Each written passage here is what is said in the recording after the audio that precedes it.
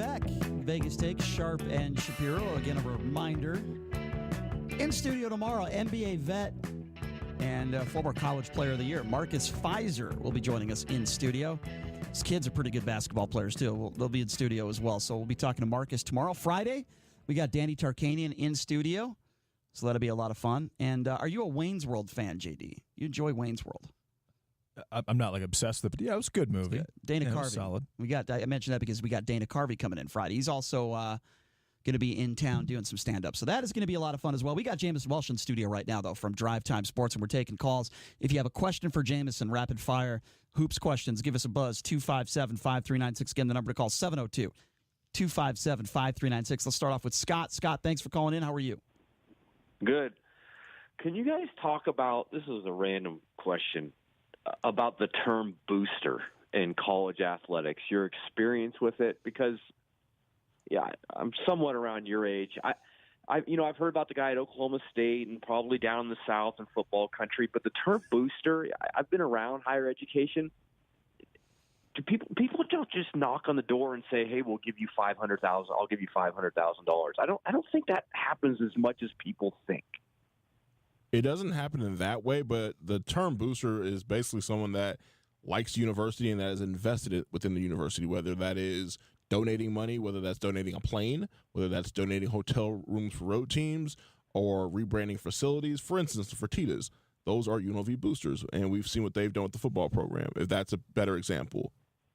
That facility that they're building, guys, there's something going. Well, I think it's taken a long time to build. I don't know if you've ever walked by it. There's days, there's 2 or 3 guys working on that. I don't know. It's stalling. Period. Have you guys walked by that thing in the last 6 months? It has made no progress. I have not. No, I have not. You want to get a topic for your show? Find out why that thing is taking way longer than it should to build. All right. Fair enough. Fair enough. Look into it. Thanks, Scott. Thanks, Appreciate Scott. the call. I have not. I have not walked by it. Have you, Jameson? I have not, but I believe it'll be fine. Yeah, I think everything should be all right. But we'll see. We certainly will. We'll see how it goes. 257-5396, 702-257-5396 is the number to call. All right, Jameson, I want to switch topics a little bit here. I do like a good conspiracy, though. Yeah. Yeah. Anyway, 257-5396. I want to switch topics a little bit, go to the Lakers, because you watch the Lakers lose to Phoenix, and you watch the way LeBron has been playing down the stretch in some of these games. I don't think it is a stretch to say that he is just mailing it in. No, I wouldn't say that. I think this guy is still hurt, and this guy is also in year 16. So we remember this is the first serious injury he's really ever had in the NBA. Growing is a growing. I think a growing, everybody heals differently, but that's an injury where, man, there's no exact timetable for that. They said like a month or so, 3 to 4 weeks. That's a tough one. But also the situation he had to come back into. It's not like he could just come back into everything was cool. He had to come back and try to rescue the team. And he just wasn't ready for it. He didn't have the energy level for that. But no, he's not mailing in. Whenever he's still putting up his numbers. If he was mailing it in, you'd see a lot of 16, 3 and 4 nights. That's not the case here. He's definitely doing 27 and 8 and 8. But I think that Lonzo Ball at this point has become more valuable to the Lakers than LeBron has because he actually plays defense. Why is it that these guys are not playing? Explain to me why Lonzo is still not playing. Explain to me about Brandon Ingram. Yep. Brandon Ingram was seen in a shoot-around, and everybody said he looked just fine, and then they sat him out the other night. Explain that to me. He has shoulder issues. There's a part where he can barely – I read a tweet today where he can barely lift one of his arms up. So he's having shoulder issues. So that's legitimate. Plus, he's a guy playing for a contract. So I don't see him sitting out games just because. And he looks good. He's looked really good the last. You mentioned he looked like an all-star a couple weeks ago. Yep. And Lonzo, they found a deep bruise on that same, I believe, is it knee or is it ankle? On the ankle. They found a deep bruise, and they were going to reevaluate him last week. They're doing the same thing again this week. But at this point, the Lakers are, 6 games out? They're done. And you saw the video where Kuzma literally had to push LeBron James in the back to get him to play defense. What do you think about that? Due to Kuzma's missed assignment. That was on Kuzma. That wasn't even on LeBron. That's the funny part. But the way the video looked, that's what it was. But put it this way: without injuries, they're a top 5-6 team out west. With the injuries, it is what it is. I mean, it's just whatever could have went wrong this year went wrong. The way the roster was built, it was not made to have 2 starters down, but that's what happened. And now they're in a situation where this is a make or break summer for them this summer. We could all read between the lines as you agree. Luke Walton's done. He's not coming back. He was done July 1st, 2018. The moment LeBron got on the team, he was not going to be there longer than a year. He's not. First of all, the people who are in charge now did not hire him. That's the first thing. That's always whoever's in charge. If they didn't hire you, you're always on notice. Second of all, that's not one of LeBron's guys. If you ever watch and notice, whenever LeBron goes to the bench, he's usually talking to Brian Shaw, not Luke. That's always the telltale sign. Why? There. What is wrong with their relationship? I don't know if they even have a relationship, but also players like to talk to other players. And sometimes players feel more comfortable talking to someone they either know a little bit better or they feel that knows them a little bit better. All right, but here's my problem with that. You're the leader.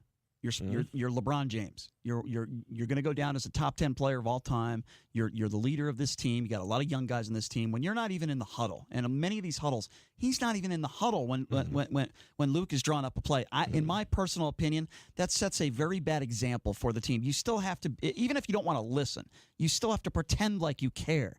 And he makes no effort at all, in my eyes, to even talk to your head coach. And I think his ego is just beyond reprise. And I don't know. We see it all the time with this guy. But it's also a lot. That happens a lot with a lot of players and a lot of teams. I think that gets kind of overblown.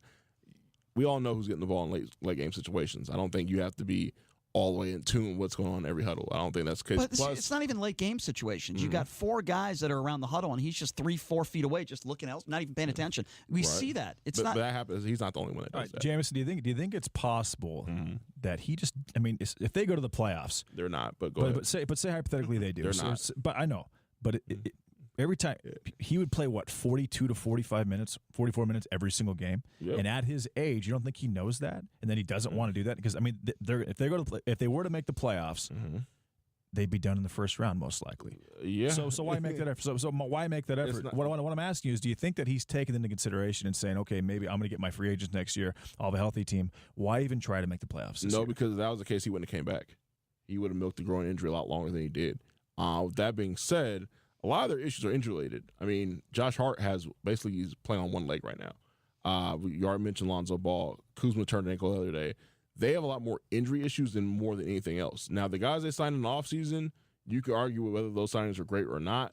But those guys were signed to build around a healthy team, not necessarily a team that's banged up. And, the Zubac trade was kind of puzzling. I didn't quite get that. That being said, this year was always going to be a wash year. They were never going to win a championship this year. They were not a contender this year. They were not going to go deep into May playing. So I think people have to understand that. But also at the end of the day, next year is the year. If they have the summer they're supposed to have, they'll be right back in the mix because we know the Warriors are losing Durant. If they don't have the summer they believe they should have, then things get interesting. All right, fair enough. You're just joining us, Jamison Welsh, Drive Time Sports, talking a little Lakers, talking a little NBA hoops. And, my Celtics have been struggling this year. I think it's fair to say thus far they have underachieved a little bit. They did have a big win. I believe it was yesterday against the Golden State Warriors. They just blew Golden State out of the building. What do you make of this Celtics team and Kyrie Irving? And how good is this team? And even though they're not going to have a very good seed, do you think they can get something done in the Eastern Conference? So I was actually going to bring this up a little bit later, but we have a potential to have Sixers, Celtics in round 1 out East, and OKC Houston out West round 1 in both 4 or 5 matchups. I think those would be the best 4 or 5 matchups we've ever seen because all those 4 teams have had title aspirations or at least getting to the championship round, and 2 of those teams are going home. So I think if Boston can find a way to kind of right the ship, they'll be fine. But if they play Philly in round 1, they have beat Philly a lot lately, but it's still a tough matchup. If everybody's healthy, it's still a very difficult matchup because now the Sixers have Tobias Harris, who can actually shoot and spread the court, and that's not afraid to take shots. Last year, they had a lot of guys afraid to take shots. Now they have a couple guys that don't mind taking the big shots, so Ben Simmons can do Ben Simmons things. Very interesting to see. But the Celtics, any given night, they can out-talent you like last night. They just play their game. They just, they put it on Golden State really heavy last night. Jamison Welsh from Drive Time Sports in studio. If you want to give us a buzz and ask him a question, college hoops or NBA, we will take your calls at 257-5396. Again, that number is 257-5396. Fernando, you're on with Jamison. How are you? I'm good, fellas. How you guys doing tonight? Doing good. What's on your mind? Jamison, we were talking about the Western Conference and NBA. Give me your opinion on the Toronto Raptors. Will they make it to the NBA Finals this year? Do they have the right pieces?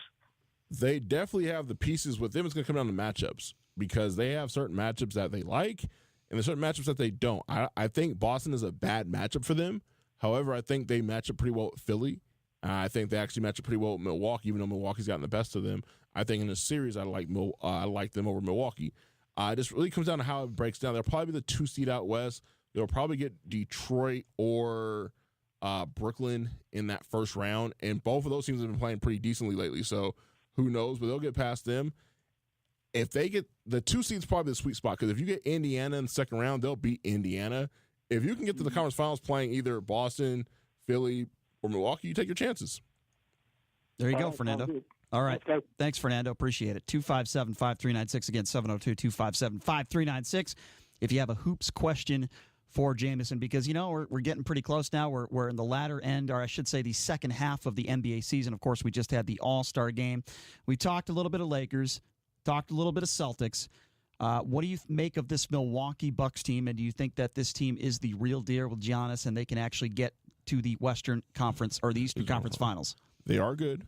They are very good. Giannis is my MVP. Chris Middleton he's came from being one of the most underrated players in the league to now being an all-star. They've gotten some, getting Mirotic at the deadline was huge. However, it's very difficult to go from being bounced in the first round and go all the way to the finals. It's very, very rare that happens. Especially, they haven't won a playoff series. Milwaukee's been very good this year, but as a core, they haven't won a playoff series yet. So I'm interested to see what happens in the playoffs when teams make things very difficult for Giannis and force other people to be the primary option. So, for instance, making Bledsoe a scorer, making Mirotic take contested shots, having Middleton put the ball on the floor more than 2 or 3 dribbles. I'm curious to see what happens when the team does that. They have a great coach, and they do play defense, and they're going to have home court, so they'll have their chances. But at the end of the day, I think this is not the year for them. I think someone else comes out the East. You agree? Jameson, do the Sixers beat the Bucks?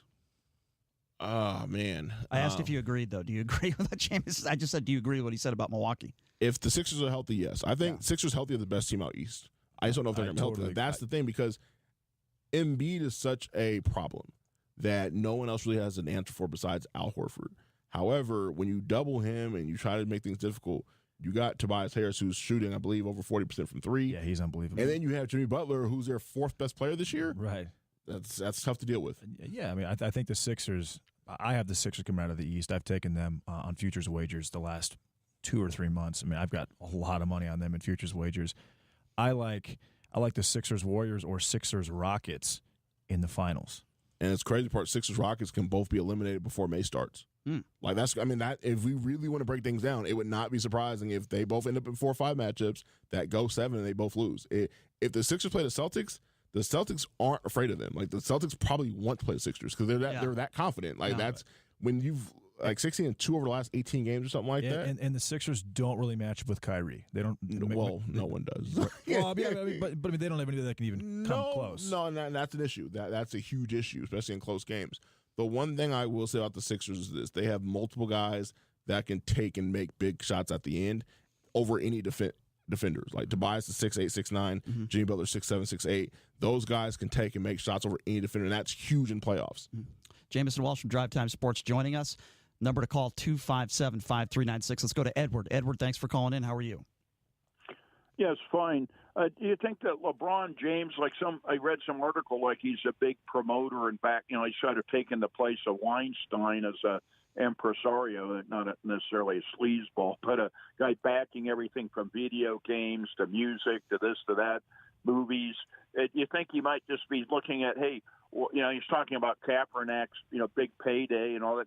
Do you think he's just looking, hey, I can make more money doing this other stuff. Why should I, beat myself to death on the basketball court anymore? I can rake it in like Oprah or whoever now in the L.A. area. What do you think about that, Jameson? I mean, it's basketball related for him. People don't realize no matter what you do on the side, your main job is your main job. Basketball still brings him the most money, and that's still what people know him for. You can do all the side projects you want, but basketball, being relevant in basketball, is what people know him for. So being out the playoffs this year is not good for the brand. It's not. And they're going to do whatever it takes to make sure that never happens again while he's playing. But a lot of people understand, they feel that. But at the same time, these guys are humans as well. They deserve and have the right to do whatever they want outside the court. they are humans just like us. We all have things we do outside of work that we're able to do, and no one questions us. I think these athletes should be able to do the same. Yeah. Unless you're Robert Kraft. Edward is that? Hey, but you know what? That's his own personal. If that's what he does on his personal time, God bless him. That's him. Hey, that's a different situation. But that's none of our business. Yep. Edward, I hope he answered your question. Well, I think so, if you're gonna, you think you could find a better level than a massage parlor, but I guess it's just like Schwaggart or nice people like Edward. Do you live in Vegas? Edward, do you live in Vegas? Yeah. Well, we could say the same thing about Steve Wynn, right? Steve Wynn probably made some bad decisions, and he probably could have made some better decisions with his sex life than doing what he did, and it cost him a lot of money. Yeah, it's funny. People bottom fish. I think they like to get beaten up. They like to chew gum and drink beer with the lowlifes. I mean, I will say this though: the women that were massaging him, I wouldn't call them lowlives. These were women that were just doing a job and not a sexual job. And I will also say the women that are in massage parlors, many, not all, but many of these women are in very bad situations. That's why we always hear about sex trafficking. A lot of these women don't speak a lick of English, and they come into these situations and they're forced to work. You heard it, 8, 9 a.m. to 10 p.m. and they're illegal and they're in horrific situations. So, Tiger Woods was going to the woman who worked at the Pancake House, so maybe what he did was a little more exotic. All right, I get your point. Good point. Thanks. All right, Edward, I appreciate the call. Thanks, you. Edward. I'm not sure of the correlation he was trying to make with Tiger Woods and the Pancake House. Was he talking about Blueberry Hill? That was a little Perkins. Perkins. Perkins. It was a little bizarre there, but Tiger Woods got around. Yeah, like most athletes do. That's why it's funny when you hear these people say, "Oh, well, they're such and so faithful, and he's a great guy." Blah blah blah. Man, any athlete in their mid-20s and early 30s, they're doing what they want to do. And I would not put any money that they're being faithful. The only guy in the NBA I would feel that's being faithful right now to his wife is Steph Curry. That's always because his family's everywhere he goes. Did you read Jose Canseco's book years ago? He said the only baseball player he knew that did not cheat on his wife, the only one that didn't, was Roger Clemens. That's what he said. I wouldn't even believe that. Yeah, but I know. That's what he said, though. Well, look, a lot of men that are professional athletes, yes, they do like to womanize, so to speak, but nobody did it more, in my opinion, or maybe at that level. Maybe Wilt Chamberlain. Tiger Woods is right up there. I don't think a lot of these guys. There's others that are way. Well, there are others, but I think Tiger Woods. I mean, he was first of all he was married. Antonio Cromartie has 12 kids. But that's not even that. I mean, think about this. NBA players probably get the best and most female attention. So yeah, I would put. Do they really? I think UFC fighters would be up there. No. Remember, NBA players, you see these guys' faces 6 months of the year. No, baseball not getting any love. Helmet and hat. A-Rod, cheater. Well, there's a few situations. Those are two guys, but they're. Right. I'm saying as a whole, though. Yeah, you're right. You have regular certainly role players. Not the NHL. You have regular. J.R. Smith has gotten more than any golfer or baseball player out there. J.R. Smith. He's not even a very good NBA player. He's been in the league 15 years. He's been there a long time. So you're saying that regular role players get much more than any superstar player in other sports. So you're saying that his focus is probably better put towards women than it is at looking at the clock when you grab a rebound. He has definitely lived his best life in the league. That is interesting. I did not know. What's going on with Ben Simmons, right?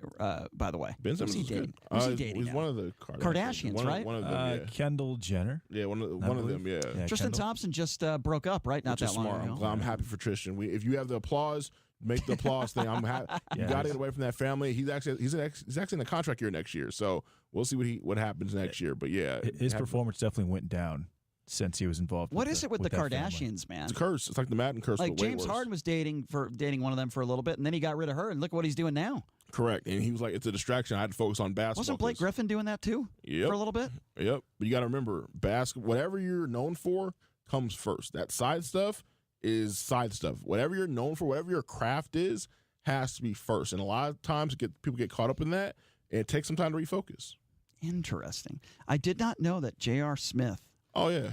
Yeah. Was the womanizer type? It's most guys in their 20s and 30s are gonna get it in. Like that's just what it is. There's certain people in the NBA though that I say to myself, I just can't picture them being like one of those guys. There's a few that I think about. But let's put it this way: when there's an PTI episode, no, not PTI, show on ESPN with Dan Le Batard. He has a segment with Lil Wayne. He was like, "Yeah, me and J.R. Smith were after the same girl one time in Miami," and that's just it's just how it goes. I mean, basketball players, they're accessible. People know them. It's just how it kind of goes. Name me somebody that you think would not be able to pick up women as an NBA player. Can you think of somebody?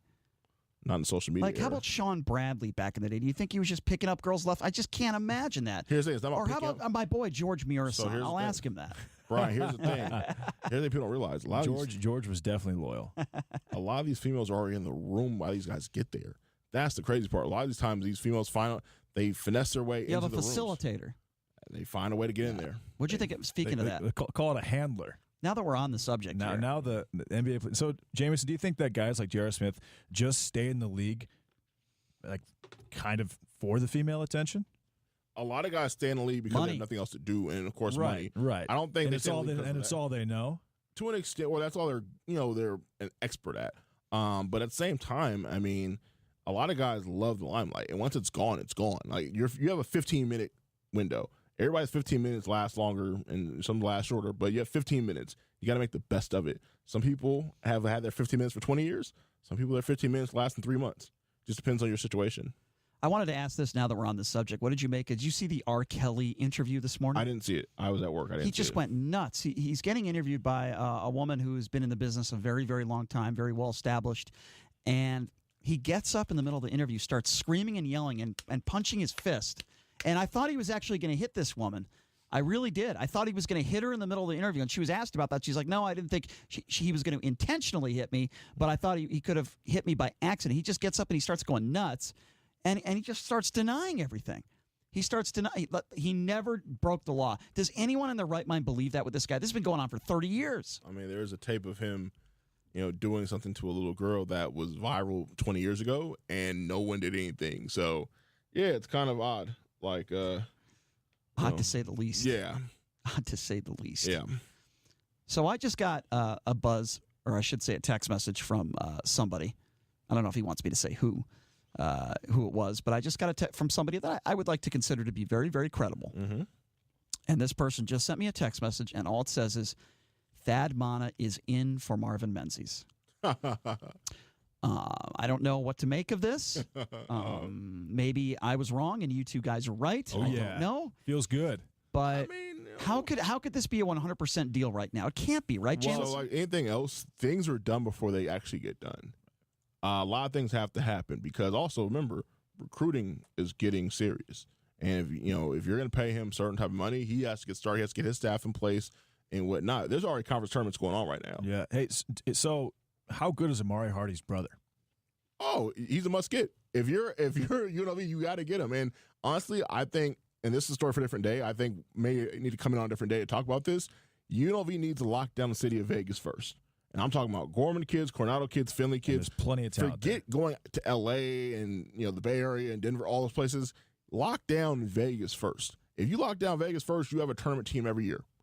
And you can talk to any high school coach here. There's enough talent in this city nowadays to where if you get 3 or 4 kids out of this city every year, you will have a tournament team year in and year out.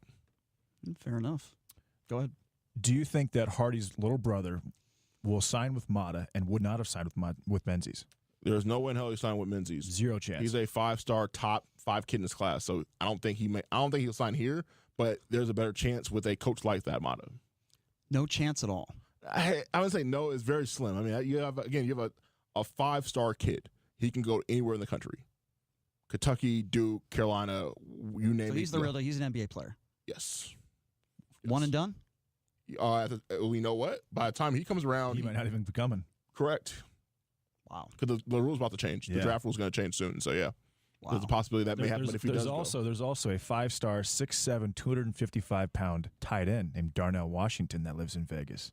just go to is it Desert Pine? Is it I think so. I think it's Desert Pine. But Iowa, who just is about to have Noah tight Fant, end you. Like, yeah, absolutely. Yeah. They're about to offer him. Yeah, it's a great place for tight ends to go. Oh, it's the best place. So the West Coast Conference Tournament starts tomorrow. Quickly, just going back to college basketball. Does anyone ever have a chance of beating Is it Gonzaga? tomorrow or Friday? Tomorrow is the first day. I thought it was Friday the first day. No, tomorrow. Wow. There are 2 games tomorrow and 2 games on Friday. Oh, okay. And then the Yep. real one start. Okay, gotcha. Okay. Yep. Wow, they changed it. Yeah. With that being said, no. This is a Gonzaga Invitational. I say it every year. People laugh at me. People will say, "Oh, you're just saying that." No. The one year, I think it was Gonzaga was like they were actually wearing road jerseys in the championship game versus St. Mary's, like I think 3 or 4 years back we went. That was the only time there was any doubt, because if they didn't win the tournament, they wouldn't have got in. Other than that, it's their event. They've won it, I want to say, 7 or 8 straight times? Mm-hmm. It's their event. They have the best team. They have the number one in the country. I've seen them. And they're minus 1,300. That's what I was just going to say. I've seen them minus 400 every year around there.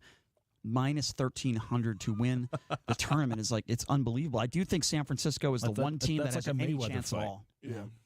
BYU's not very good. I will say this, though. College basketball is weird because if a team gets hot and hits like 10 threes and a half and gets up, the number one seed panics. And, you start to feel the pressure. It has to take one of those type of games. So someone has to get really hot because that guy has to get in foul trouble and not be hot to have a chance. And even then, there's no guarantees. So Zion Williamson is not playing again against UNC. Correct. Does he play again this year? Is he saving himself for the tournament, or is he wised up? I think they're taking it very slow because they don't need him right now. They need him in deep March, not early March. Fair enough. Well, Jamison, thank you so much for taking some time to join us. Always appreciate it, my man. And we're going to have a lot to talk about next week. Of course, the Mountain West Conference tournament will be right around the corner next week, and also West Coast Conference stuff. So we'll be getting to that. So, Jamison, always appreciate it, my man. Thank you so much for taking some time to join us. We're going to have a lot of fun tomorrow on the show. Thanks so much for joining us, everybody. Mr. Ken Thompson coming up next. Thanks for listening to the Vegas Take on the all-new 101.5 FM, 720 AM KDWN.